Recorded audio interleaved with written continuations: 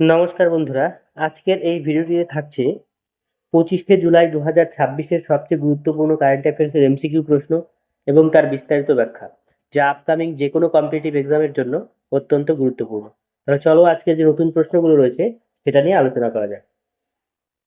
প্রথম প্রশ্ন দেখো কি বলেছে, যে মিশন গোল্ডেন স্পাইস কোন জিআই ট্যাগ প্রাপ্ত কৃষি পণ্যকে বিশ্বমানের ব্র্যান্ড হিসেবে তুলে ধরার জন্য চালু করা হয়েছে?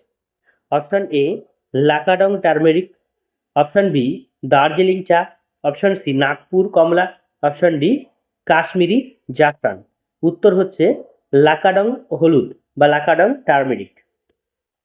তাহলে মেঘালয়ের জিআই ট্যাগ প্রাপ্ত লাকাডং টার্মেরিককে আন্তর্জাতিক ব্র্যান্ড হিসেবে তুলে ধরতে মিশন গোল্ডেন স্পাইস চালু করা হয়েছে। এর লক্ষ্য কৃষকদের আয় বৃদ্ধি, প্রক্রিয়াকরণ ইউনিট স্থাপন এবং রপ্তানি বৃদ্ধি করা। চিতা আন্দোলন কোন রাজ্যে গড়ে উঠেছিল? Option A Chhattisgarh, option B Madhya Pradesh, option C Maharashtra, option D Orissa. তাহলে চিতা আন্দোলন এটা গড়ে উঠেছিল মধ্যপ্রদেশে।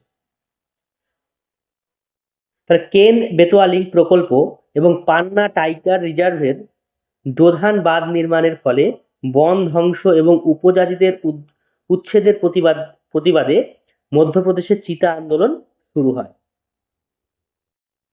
লর্ডস ক্রিকেট গ্রাউন্ডে ওয়ানডেতে সেঞ্চুরি করা প্রথম ভারতীয় ব্যাটার কে? Option A Virat Kohli, option B Sachin Tendulkar, option C Rohit Sharma, option D Sourav Ganguly. উত্তর হচ্ছে রোহিত শর্মা। তাহলে রোহিত শর্মা ইংল্যান্ডের বিরুদ্ধে লর্ডসে তৃতীয় ওয়ানডেতে সেঞ্চুরি করে এই কীর্তি গড়েন। তিনি লর্ডসের ওয়ানডেতে সেঞ্চুরি করা প্রথম ভারতীয় ব্যাটার।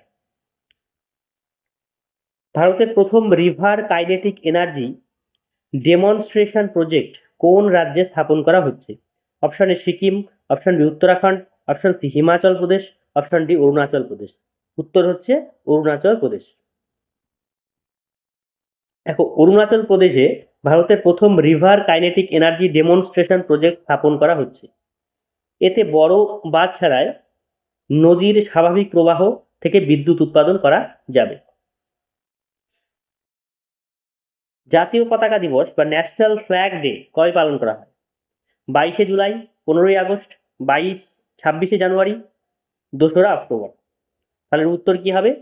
এর উত্তর হচ্ছে অপশন এ 22শে জুলাই। তাহলে 22শে জুলাই 1947 সালে গণপরিষদে ভারতের জাতীয় পতাকাকে আনুষ্ঠানিকভাবে গ্রহণ করা হয়। সেই কারণে প্রতি বছর 22শে জুলাই জাতীয় পতাকা দিবস হিসেবে পালন করা হয়ে আসছে। ভারতের প্রথম এবং বৃহত্তম vanadium redox flow battery energy storage system কোথায় স্থাপন করা হচ্ছে? অপশন এ ভালদা solar park Rajasthan, option B Khavda solar park Gujarat, option C Rewa solar park Madhya Pradesh, option D Pavagada solar park Karnataka. তাহলে এর উত্তর কি হবে? এর উত্তর হচ্ছে option B Khavda solar park Gujarat.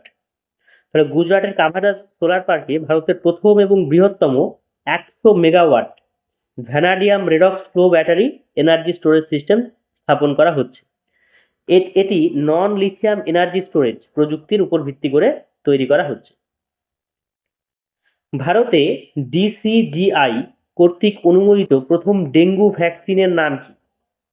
Option A Dengvaxia, option B dengue shield, option C QDENGA, আর অপশন ডি ডেঙ্গু সেফ। তাহলে এর উত্তর কি হবে? এর উত্তর হচ্ছে অপশন সি টাক 003 বা QDENGA, অপশন সি। তাহলে এটা হচ্ছে ডিসিজিআই অনুমোদিত প্রথম ডেঙ্গু ভ্যাকসিন। এটি জাপানের তাকেদা বায়ো ফার্মাসিউটিক্যালস তৈরি করেছে। বিডব্লিউএফ ওয়ার্ল্ড চ্যাম্পিয়নশিপ 2026-এর অফিসিয়াল ম্যাসকটের নাম কি? Option A shuttle, option B feather, option C smash, option D Piko. উত্তর কি হচ্ছে? উত্তর হবে অপশন ডি পিকো। তাহলে পিকো হলো বিডব্লিউএফ ওয়ার্ল্ড চ্যাম্পিয়নশিপ 2026-এর অফিসিয়াল ম্যাসকট।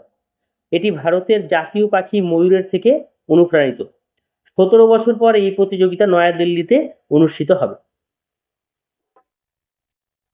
ভারতের প্রথম ইমার্সিভ ল্যাঙ্গুয়েজ মিউজিয়াম শব্দলোক কোথায় উদ্বোধন করা হয়েছে? Option A national library Kolkata, option B New Delhi, option C Bengaluru, option D Hyderabad. উত্তর হচ্ছে option A national library Kolkata.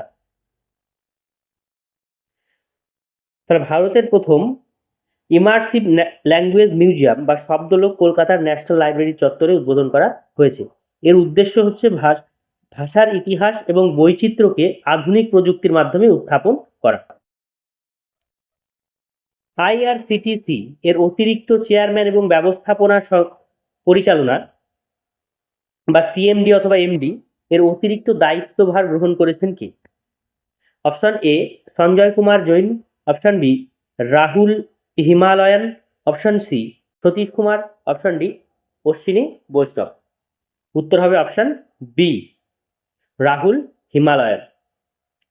তাহলে রাহুল হিমালয়ান আইআরসিটিসি এর অতিরিক্ত চেয়ারম্যান এবং ম্যানেজিং ডিরেক্টর হিসেবে অতিরিক্ত দায়িত্বভার গ্রহণ করেছেন। তাহলে আজকের মতো এ পর্যন্ত। ভিডিওটিকে ভালো লাগলে তোমরা লাইক, শেয়ার এবং সাবস্ক্রাইব করবে, আর ভিডিওটিকে শেষ পর্যন্ত দেখার জন্য অনেক অনেক ধন্যবাদ।